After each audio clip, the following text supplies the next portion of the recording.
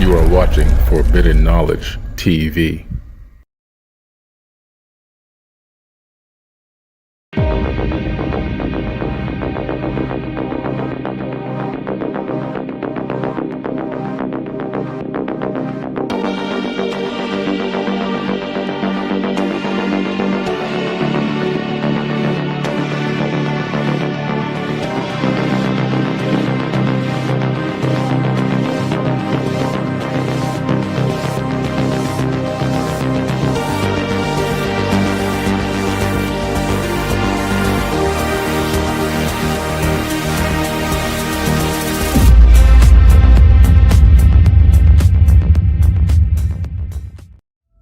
In 1976, the Imperial Iranian Air Force first received reports from the general public on an unusual craft in the sky, followed by a call from the Tehran airport tower. Scrambling jets, pilots soon came face to face with the strange object and quickly entered into a game of cat and mouse that resulted in one of the world's most incredible encounters. No matter how good a UFO sighting seems to be, it's always true that there will be skeptics who are going to try to take it down. They'll put it in their crosshairs and they will do everything they can to try to make it seem conventional, explainable, prosaic. And that's definitely the case with the Iranian UFO of 1976. This is over Tehran, the capital, on the night of September 18th, going into the 19th of 1976. Back in the days when Iran was a very close ally of the United States and of the Western nations, back in the days of the Shah. This is a very strategically important place, and something extraordinary seems to have happened. Before I get into the details of this case, I'll just say I think it's perfectly acceptable and actually really good that we have skeptics who will look at all of these cases to try to provide alternative, conventional explanations for these seemingly extraordinary things. We want to do that. You don't want to simply jump to the most extreme conclusion for something that's unusual.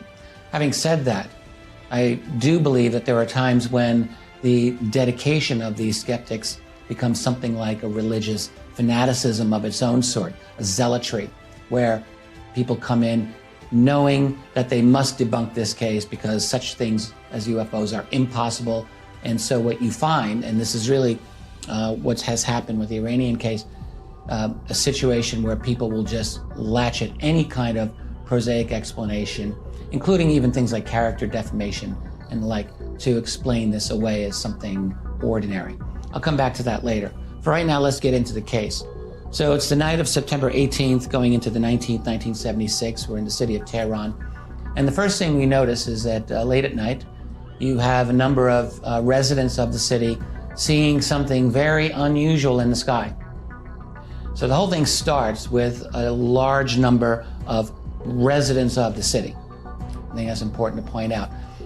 And they start making phone calls to the local airport, Mehrabad Airport, which is getting call after call of residents, of citizens in the city who are seeing a very intense bright light in the sky that seems to have multiple colors. Depending on the caller, there's blues, there's yellows, there's reds, and there's a lot of flashing. So it's something highly unusual that are causing people to phone the airport. The man who kept receiving those calls was Hassan Peruzi. He was a tower operator at that time. Didn't have radar going at that very moment, but he was eventually able to go look out the window after he got enough phone calls to convince him to try to look for this object. And he did. He looked out there and he also saw what these people were looking at, and it was a very brilliant object. What he saw was something that he described as a bluish, whitish lights on the ends of this thing, and in the center was this kind of red light that was moving around, almost in a kind of circular fashion. It was really an extraordinary sight. He had no idea what this thing could be. It was at times quite brilliant. Peruzi calls Cherokee Air Force Base. It's about 200 miles away. He reaches the office of General Nader Yousefi. Yousefi orders an F-4 Phantom jet to be scrambled for this. The jet takes off at around 1:30 in the morning. So it is on its way to Tehran for an investigation and intercept.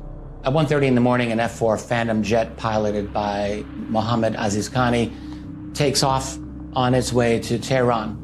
Now, Aziz Khani is flying his aircraft. He is absolutely able to see this bright object at a distance of not less than 70 miles away. He's got a very good visual of it. It's very bright, easily noticeable. He gets to a position about 25 miles north of this object, so he's very much now in the vicinity of Tehran.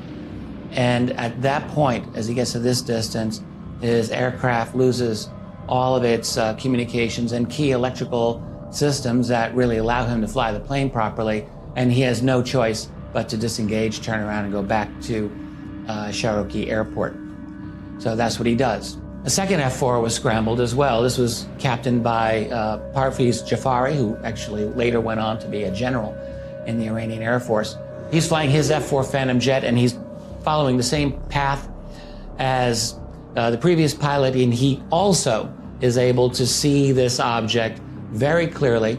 In his case also, he's got airborne radar going and is tracking an object that is in the location where he's seeing this bright, unusual object, and noting that it's giving a fairly large radar return. He described it as comparable to that of a 707 commercial airliner, maybe about 150 feet in length, something fairly significant in size.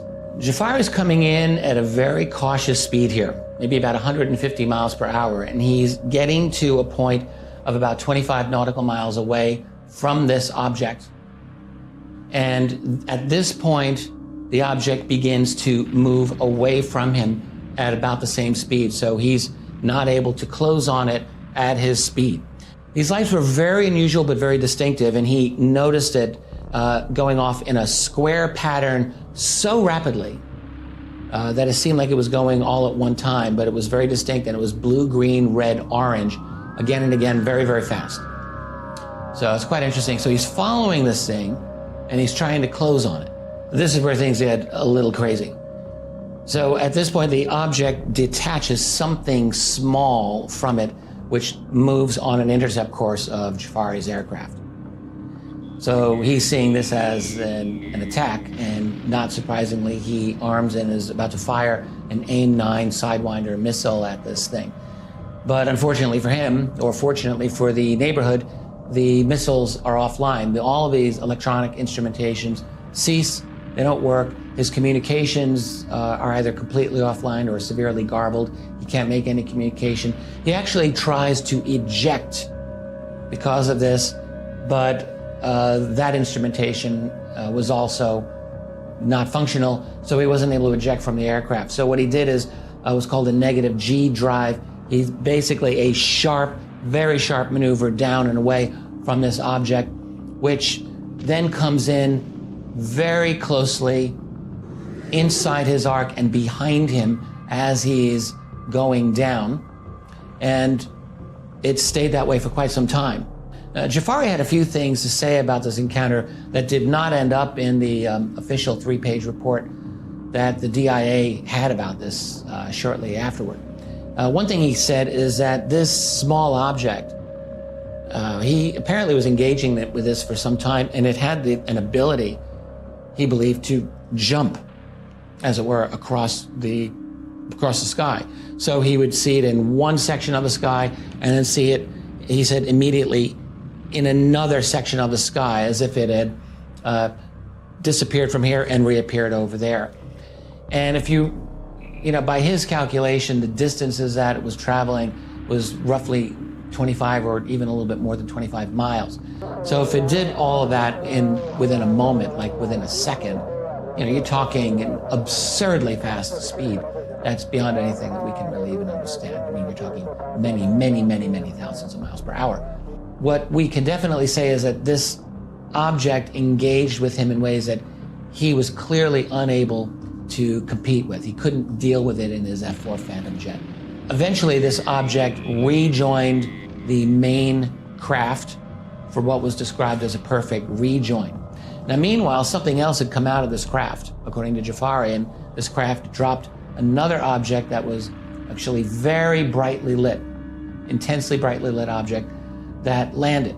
In fact, the way he saw this thing come down, the object came out of the craft very, very rapidly at first, and then it apparently slowed down dramatically to make a very soft landing near what looked like an oil refinery. In fact, it was so bright, Jafari said he could actually see that it lit up rocks in the area.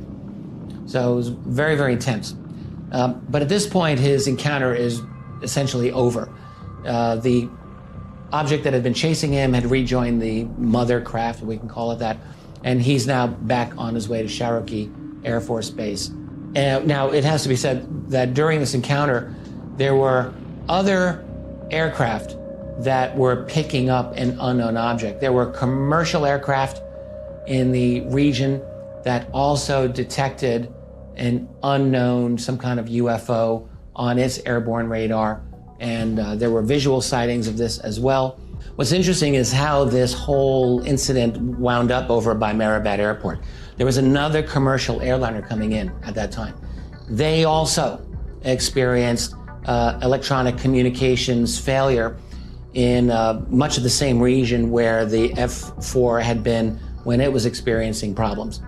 Very interesting.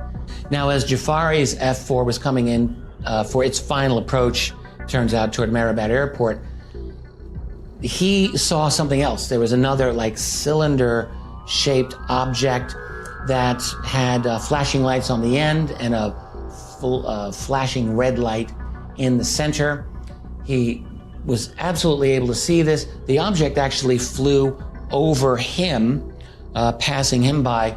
Jafari was able to give good enough instructions for where this object was that Hassan Peruzzi in the tower was able to see this object directly himself. And in fact, sometime later, Peruzzi himself said that when this object was near Mehrabad Airport, that his tower also experienced communication failures and electronic problems of various sorts. So this object, you would think, seemed to be causing some kind of electronic equipment problems with a lot of these aircraft and equipment. So this is basically, however, the end of Jafari's mission. He turns around and he's returning to Cherokee Air Force Base in Hamadan. It's about 200 miles away. Now, the story's not entirely over here. The next morning, they want to find out, like, what was this thing that landed, this bright object that landed near what looked like this oil refinery area. So they take a helicopter out there, and they're picking up a beeping signal that they assume is related to the UFO. No one really knows. They land, they don't find anything there, but there's a residence, there's a place where these people live, and they knock on the door, and the people living there say, we didn't really notice anything except there were some bright lights, but nothing unusual, and there was nothing to be found. So whatever landed on the ground, whatever it was, we don't know of anyone having recovered that whatsoever. So it's a bit of a mystery. Now, as a result of this case, keep in mind, again, Iran was a very close ally of the United States. So there were American personnel there at the base, at Cherokee Air Force Base, to be present during the interviews and the debriefings of the officers following their event. Now, what we do know is that in the aftermath of this event, there is a lot of debriefing and interrogation and questioning of the Iranian pilots and crew. General Nader Yousefi was present for these, and also present was an American general, John Secord, who was chief of the U.S. Air Force's mission in Iran. Secord was present for these, according to all of the testimony. And in fact, there are a number of senior Iranian officers talked very explicitly about American interest, very strong interest in this case. There are researchers, Barry Greenwood and Larry Fawcett, who were very, very active UFO researchers during the 1970s and 80s, studied this case very carefully. They had their own contacts. They learned that from Iranian sources that the file on this case was about 1.5 inches thick, but of course, none of that was ever made available to other researchers in a public way. And what we do have is about a week after the event, an Iranian English language newspaper reported this event. And there was an American living in West Germany at the time named Charles Huffer who learned about this event. He was able to read the account. And that's what started his attempt to petition the United States government through the Freedom of Information Act for any access to this case whatsoever. This is really such an important thing here to keep in mind. In fact, Huffer's first attempt to get any documentation failed, but he tried again. And by the late summer of 1977, less than a year after the event had happened, Huffer was able to get a 3-page, single-space typed, detailed account of this through the U.S. Defense Intelligence Agency. And it's quite a remarkable document that really lays out this story in a lot of detail. There's certain things that are missing, but there's a lot that is there. And in fact, there is an addendum to this report that is every bit as interesting. I'm going to read it. An outstanding report. This case is a classic, which meets all the criteria necessary for a valid study of the UFO phenomenon. And it goes on to describe just what those incredible characteristics are. So you can see that this was a case that was taken very seriously by the Iranians and by the US allies who were in Iran at the time. This is a very important case. Now just stop and let's consider all of the implications going on here. You've got an unknown object, a brilliant unknown object seen by many, many witnesses, both visually on the ground, visually at the airport tower control, visually by 2 F-4 pilots and their co-pilots who are looking at this thing. It's affecting things even electronically. The Air Force jets and the commercial jet that was coming in, as well as the airport tower control. All of those are being affected. Lots of impossible, incredible maneuvers are being reported by a pilot who later became a general. This is a very competent, good pilot who knew exactly what he was doing and knew his aircraft extremely well. And all of this, again, getting very, very serious attention and positive attention by the American analysts who looked at the case. We don't really have anything that can explain what this thing could have been. All right, if you go back to 1976, you have an object that's able to hover and then easily evade 2 successive fighter interceptors that for their era were close to top of the line. They were excellent fighter planes, those F-4s. No problem evading them, no problem disabling or seeming to disable their key navigation, electronics, and weapons systems. All of that happens. And we don't really know what technology is able to do that, particularly the moment where Jafari is about to launch a Sidewinder missile and that system just goes offline. Another interesting element to this case is that during the 1990s, researchers Ron Regehr and Lee Graham, who worked for a company called Aerojet, they were a defense contractor, had access to a database of anomalous sightings of what are called fast walkers, that is space-based UFOs, for a satellite system known as the DSP satellite, that's Defense Satellite Program. And what the DSP was all about is it was a geosynchronous satellite system that was designed to detect the launch of ballistic missiles. So it's a missile defense satellite system. But the DSPs were also quite proficient at detecting all kinds of other anomalous objects in the atmosphere and even in space, in Earth orbit. And it turns out that over actually many years, these DSP satellites did detect a variety of anomalies that are themselves quite interesting. Well, it turns out that for the night of September 18th, 19th, 1976, the DSP satellite system detected an unusual anomaly over Tehran at the particular time in question. You just have this independent verification from an entirely different source that I think is quite interesting indeed. Now, what I find interesting about this case is how when you search for the Tehran 1976 UFO, as typically is the case, your top link is going to be a Wikipedia page. And that article is entirely, absurdly skeptical, over the top skeptical, in fact, providing only a skeptical explanation and interpretation of the event in such a way that it, like in this case, a skeptical explanation truly cherry picks the information that it wants and discarding almost everything else that's of value about the case because it doesn't fit the desired interpretation. In the case of this Wikipedia article, the analysis of arch debunker Philip J. Klass was cited extensively, really almost exclusively. And what Klass did, of course, throughout his career as a debunker in the 60s and 70s and beyond, was to use any explanations that he could come to grab onto as the reason to debunk any particular UFO case. Many, many instances of his work is just so slipshod. And really, I would have to go so far as to say dishonest and intentionally, knowingly dishonest.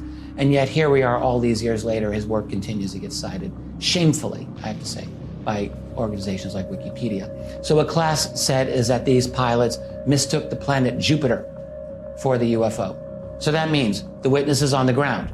That means Peruzzi in the air traffic control tower. That means the two F-4 pilots and their crew. That means everyone else involved who saw this bright object was fooled by the planet Jupiter. On top of that, Klass argued that there were all kinds of equipment malfunctions on the F-4, that supposedly they were notorious for having all these electrical malfunctions and had only recently been repaired. And the pilots, moreover, he actually described as incompetent, not knowing how to fly these aircraft properly or how to distinguish optical illusions and other types of astronomical effects from reality, and so on and so on. What he has to do, in other words, is rather than find one single explanation, he has to pull in a variety of explanations to kind of build his case. And even by doing that, he leaves out so many other important things that just, seem to be discarded by him. The fact that the air traffic control tower had its own electrical problems. The fact that the commercial airliner on approach to the same exact area had its own communications issues that were electrically caused. None of that seems to matter for Klass. And the fact that these Iranian pilots were so incompetent, easy for him to say from thousands and thousands of miles away. I would love for him to say that in the room with those pilots and see how far he got with that and how far he would have gotten with the commanding officers of the Air Force Base for that matter. I doubt he would have had the guts to say it, to be perfectly candid.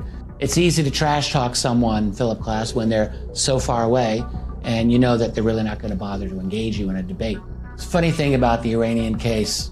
Years ago, I did a spot with George Norrie on Coast to Coast AM radio, and George once asked me in that beautiful voice of his, "Richard, what would you say was the best, most powerful UFO case you're aware of?" The question caught me off guard, but I did state I thought that the 1976 case of a UFO over Tehran might just be one good candidate.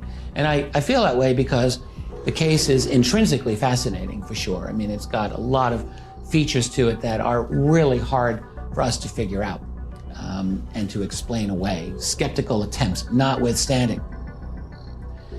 But it's also a strong case on the basis of the documentation that we have for it. We can see that this was something by which the American analysts who were looking into this case were clearly impressed.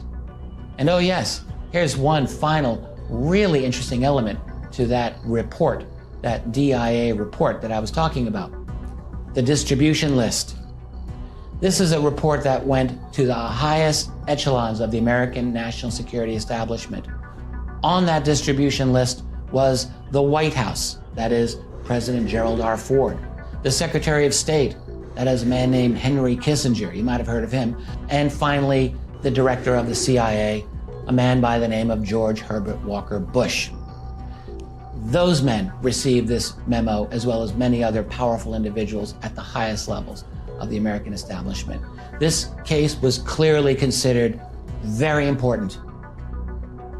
And I just think it's actually shameful and laughable at the same time that skeptics think that they can just take this case down so easily based on slipshod analysis, if you can call it that, by one Philip J. Klass. That's a whole other story right there. What I would say is the Iranian case stands all these years later as something truly inexplicable and something very serious, and we would do very well not to forget this case. And if there are any records on it that remain anywhere, and I bet that there are, we want to find out what those records are, what those analyses are, because I think there's a lot that we can still learn from them to this day. UFOs are an inseparable part of the Iranian Air Force history. Since the late 1960s, when the Air Force began to rapidly expand its combat aircraft fleet, luminous unidentified flying objects began to appear over strategic locations across the country. However, none have been so strange as the 1976 incident.